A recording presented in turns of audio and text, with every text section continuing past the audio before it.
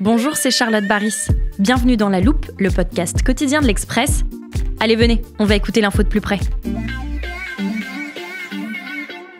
Vous marchez dans la rue quand soudain, vous arrivez à hauteur d'un collège. Il est 15h, c'est l'heure de la récréation de l'après-midi. Les élèves sortent de l'établissement et s'adossent au muret en briques à droite du portail. Ils bavardent avec enthousiasme, envoient des messages, regardent les réseaux sociaux, cartables et sacs sur le dos. Mais un détail retient votre attention. Parmi eux, certains tiennent des espèces de petits stylos de couleur entre leurs doigts. Ils les portent à leur bouche avant de souffler un nuage à l'odeur sucrée. Ce qu'ils fument, ce sont des puffs.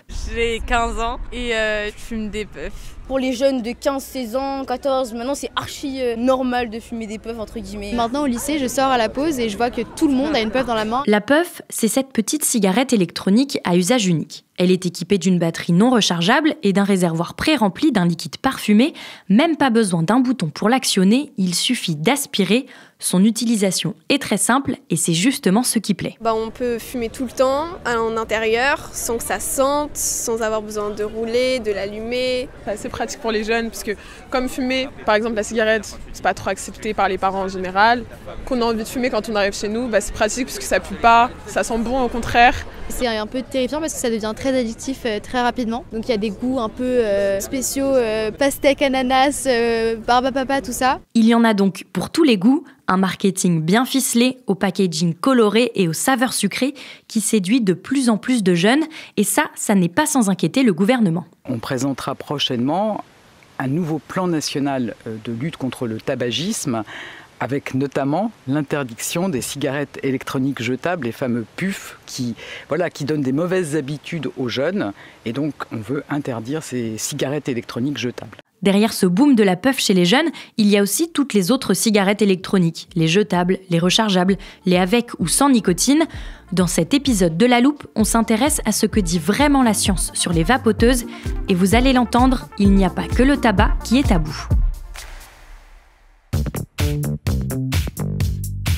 Je sors déjà le vérificateur de La Loupe, car c'est l'outil parfait pour contrôler des informations. Et pendant qu'il s'allume, je vous présente le journaliste qui va nous accompagner pour cet épisode, Victor Garcia du service Sciences de l'Express. Bonjour Victor. Bonjour. Victor, on a tous vu des amis, des collègues ou des gens dans la rue avec ces fameuses vapoteuses, mais est-ce qu'elle est vraiment très utilisée ? Alors plutôt, aujourd'hui, il y a 5,5% de Français qui vapotent tous les jours. Ça fait à peu près 3 millions de personnes. Donc en fait, la vapoteuse, ça a été inventé en 2003 par le pharmacien chinois Hong Lik, mais ça s'est vraiment démocratisé à partir de 2013. Et ça, c'est important de préciser une chose avant de poursuivre nos vérifications. À l'échelle de la recherche en santé publique, une décennie, ça reste assez court. Ça ne permet pas toujours d'obtenir le recul nécessaire pour une évaluation sanitaire vraiment précise. En témoignent les nombreux scandales ces dernières années, notamment sur le tabac, mais aussi certains pesticides où on s'est rendu compte après 20 ans ou 30 ans que c'était mauvais pour la santé. Bref, pour obtenir des certitudes, il faut des données, et pour avoir des données, il faut du temps. Après, 10 ans, c'est quand même pas mal pour avoir un peu de recul grâce à des études scientifiques qui se sont déjà accumulées. Et donc, on commence quand même à avoir quelques certitudes. C'est bien noté. Merci Victor. Alors, la première affirmation qu'on va passer au vérificateur, c'est l'une des plus importantes. Est-ce que la cigarette électronique permet de se passer du tabac ? Oui, on peut dire qu'il y a de nombreux fumeurs qui décident d'arrêter la cigarette et qui arrivent à le faire grâce à la cigarette électronique. Alors, avec cette question, on a déjà des données qui sont intéressantes. Il y a eu 2 études qui ont été publiées dans la revue Cochrane, qui est vraiment une référence en matière de santé, et qui montrent que la vapoteuse, c'est le dispositif de sevrage du tabac qui est le plus efficace. Et en plus, c'est des études qui apportent un niveau de preuve élevé. Autrement dit, c'est un résultat qui est vraiment très solide, quasi proche de la certitude. Question suivante est que beaucoup d'utilisateurs doivent se poser. Les vaporettes sont-elles moins toxiques que les cigarettes classiques ? Et notre vérificateur nous dit que c'est vrai. Alors, dans le cas d'une cigarette classique, il y a une combustion qui produit du goudron. Ça, c'est responsable des cancers, comme le cancer du poumon, du larynx, de la vessie, etc. Et ça produit aussi du monoxyde de carbone. Ça, c'est lié à différents troubles cardiovasculaires, dont les infarctus du myocarde. Et c'est la combustion, en fait, qui est très dangereuse pour nous. Or, avec les cigarettes électroniques, il n'y a pas de combustion. Ces dispositifs, en fait, se contentent de chauffer un support de dilution. Donc, c'est différents liquides, du propylène glycol ou de la la glycérine végétale, et de la nicotine et souvent différents arômes. Voilà. Et les supports de dilution sont considérés sans danger, c'est-à-dire que le propylène glycol, par exemple, il est utilisé pour produire ces fumées qu'on voit et ces brouillards dans les spectacles. Et la fumée qu'elle produit, elle semble pas vraiment toxique, contrairement donc à celle de la cigarette. Victor, tu parles des cancers causés par le goudron et le monoxyde de carbone, mais tu n'as pas encore évoqué la nicotine. Oui, alors la nicotine, c'est pas cancérigène, contrairement à ce que pensent 80% des Français. En revanche, c'est une substance qui est très très addictive. C'est une des drogues les plus addictives au monde, avec la cocaïne, l'héroïne par exemple. Les vapoteuses sont moins toxiques que la cigarette, on l'a compris, mais est-ce qu'il y a quand même des risques à les utiliser ? Alors là, c'est difficile de trancher vraiment nettement. Ton vérificateur il risque de bugger un peu. Comme on l'a dit, la seule certitude, c'est que les vapoteuses sont moins dangereuses que le tabac. Mais est-ce que c'est vraiment sûr ? Ça, on ne peut pas vraiment l'affirmer. Il y a des études qui ont quand même montré qu'il y a certaines substances chimiques qui sont toxiques et cancérigènes, qui sont présentes dans la fumée de cigarette et qui se retrouvent aussi dans la fumée de vaporette, bien qu'à des niveaux vraiment beaucoup plus faibles.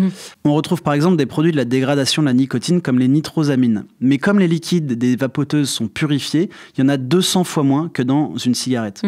On retrouve aussi du formaldéhyde, mais entre 2 et 3 fois moins que dans les cigarettes. Sauf quand les résistances brûlent et que les liquides surchauffent, par exemple, en cas de mauvais réglage de la résistance ou quand il y a presque plus de liquide. Et alors là, à ce moment, les taux se rapprochent de ceux de la cigarette. Donc, pour les utilisateurs de cigarettes électroniques, on conseille de fréquemment changer les résistances et de toujours remplir son réservoir avec du liquide. Tu as mentionné les risques de cancer liés à la consommation de cigarettes traditionnelles. Est-ce qu'il y en a aussi quand on vapote ? Alors là, c'est encore moins sûr. Il y a quelques études mais qui sont vraiment expérimentales et qui montrent que la vape est associée à des dégradations de l'ADN de cellules présentes dans la bouche, en particulier chez les vapoteurs qui utilisent les liquides les plus sucrés. Il y a d'autres travaux, aussi d'autres études scientifiques qui suggèrent que les arômes pourraient provoquer des atteintes neurologiques et des troubles du rythme cardiaque, voire un épaississement de l'arbre respiratoire. Mais ça, c'est vraiment des études qui détectent des signaux très faibles. C'est-à-dire qu'en fait, les expériences se sont déroulées dans des conditions qui ne représentent pas forcément l'usage quotidien. C'est-à-dire qu'on a un petit peu poussé tous les marqueurs, on a poussé l'expérience pour aller chercher un effet. On va par exemple exposer des souris à énormément de fumée, beaucoup plus qu'un humain pourrait absorber pendant toute sa vie. Et ça, on va le faire pour essayer de détecter d'éventuels soucis. Voilà, quoi qu'il en soit, ça permet quand même de soumettre au moins une affirmation à ton vérificateur. Et normalement, il va dire que c'est faux. La vaporette est 95% moins nocive que la cigarette. En effet, cette affirmation est fausse, et pourtant, Victor, on l'entend beaucoup. Oui, alors ça, c'est un chiffre qui est martelé par les défenseurs de la vape. Mais il y a plusieurs chercheurs qui m'ont expliqué qu'il sortait de nulle part, en fait, qu'il n'y avait pas de fondement scientifique qui permet de l'affirmer.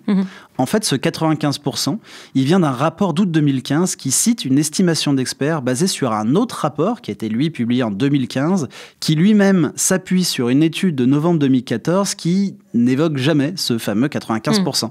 En fait, pour affirmer que la vaporette est 95% moins nocive que la cigarette, il faudrait que des scientifiques aient suivi pendant des dizaines d'années des vapoteurs qui n'ont jamais consommé de cigarettes et puis qu'ils les comparent à des non-fumeurs ou alors des fumeurs qui n'ont jamais vapoté. Et je t'ai bien écouté, on n'a pas assez de recul pour ça. Voilà, exactement. En fait, le produit, il est utilisé massivement que depuis 10 ans. Et puis aujourd'hui, la grande majorité des vapoteurs sont d'ex-fumeurs. 50% d'entre eux fument encore des cigarettes en plus. Ce serait donc impossible en fait de monter un essai clinique qui pourrait distinguer les effets liés à la vape de ceux de la cigarette. Sans compter qu'en fait la vapoteuse, c'est pas un objet unique ni standardisé. Il y en a certaines qui sont jetables, d'autres qui présentent différents tirages et résistances. Puis on va même pas parler de la myriade d'arômes parce qu'il y en a des centaines. Je peux ranger le vérificateur. On a bien compris ce que dit la science au sujet de la cigarette électronique. Mais attention, il y a un autre risque majeur de la vaporette et celui-là concerne les plus jeunes.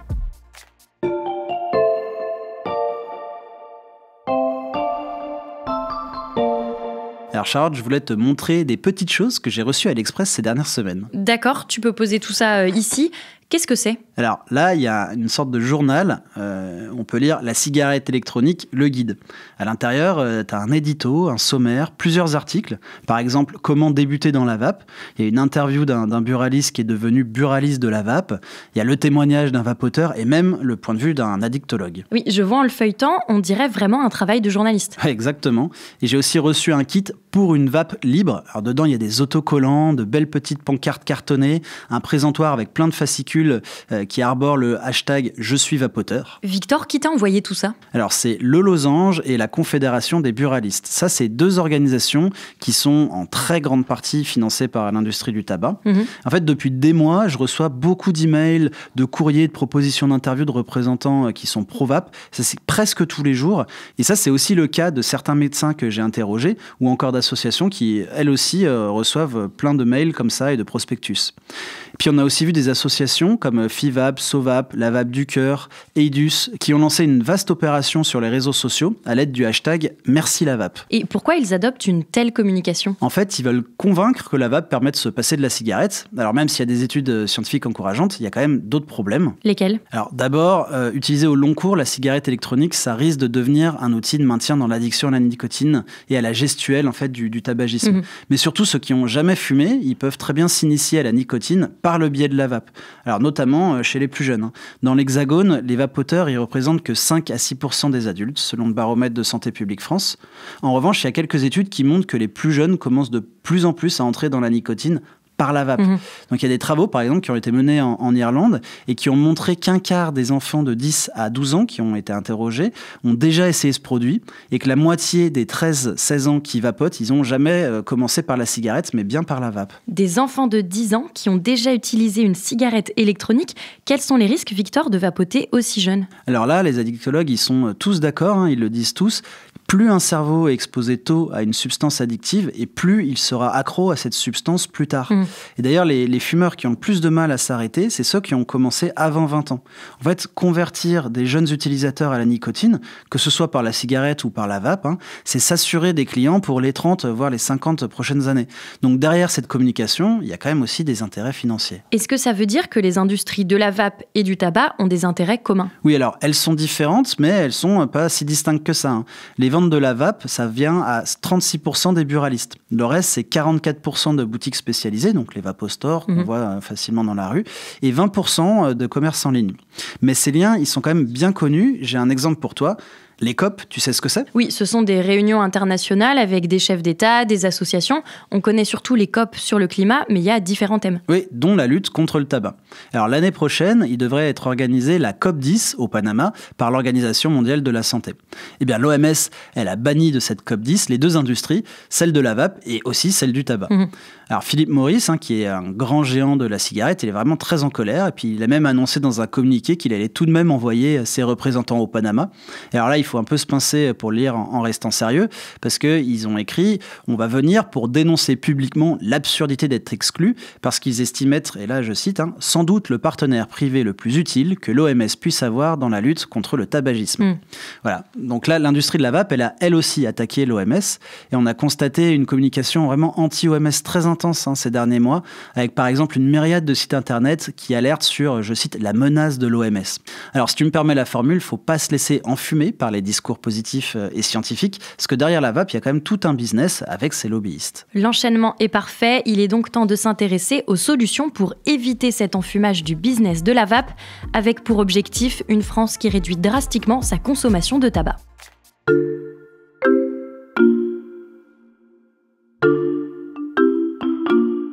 Victor, je vais reprendre l'un des petits fascicules envoyés par la Confédération des buralistes parce qu'il y a 3 éléments mis en avant contre lesquels on nous dit « mobilisez-vous ».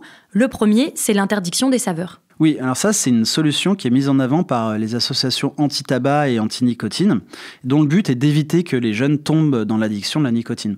Donc, dans la cigarette électronique, il y a beaucoup d'arômes disponibles, et beaucoup d'arômes notamment de confiserie, des arômes sucrés avec des noms qui attirent les plus jeunes, goût bonbon, goût popcorn, goût licorne, goût barbe à papa.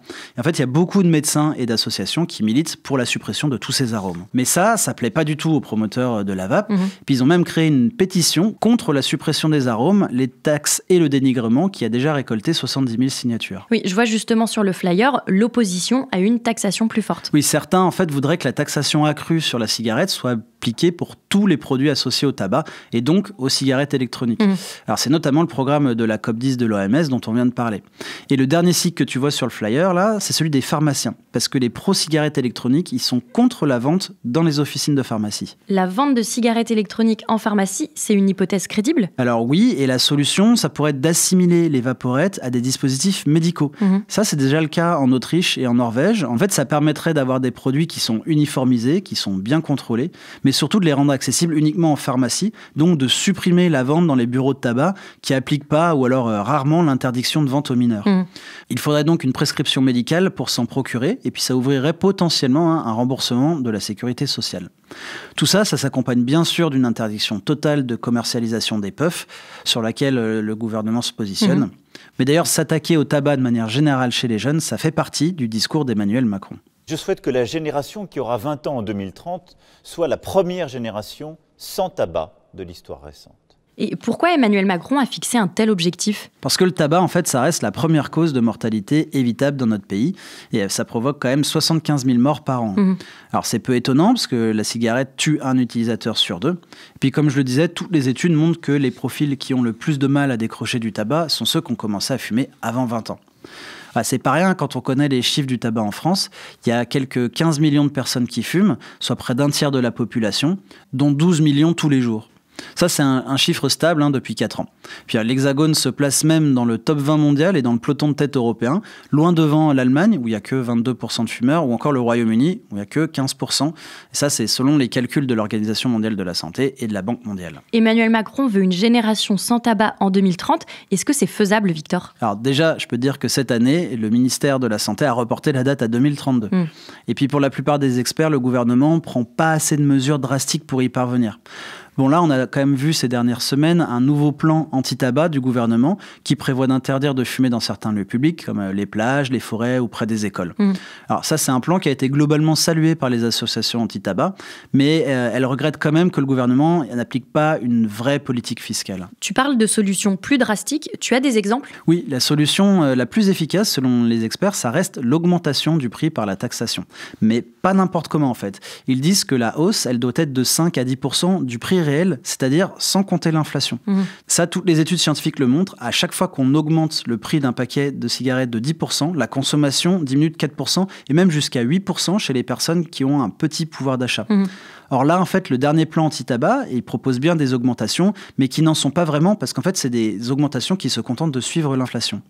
Bref, en fait, il faudrait des mesures très fortes et incitatives pour parvenir à une génération sans tabac en 2032, parce qu'en fait, c'est seulement dans 9 ans.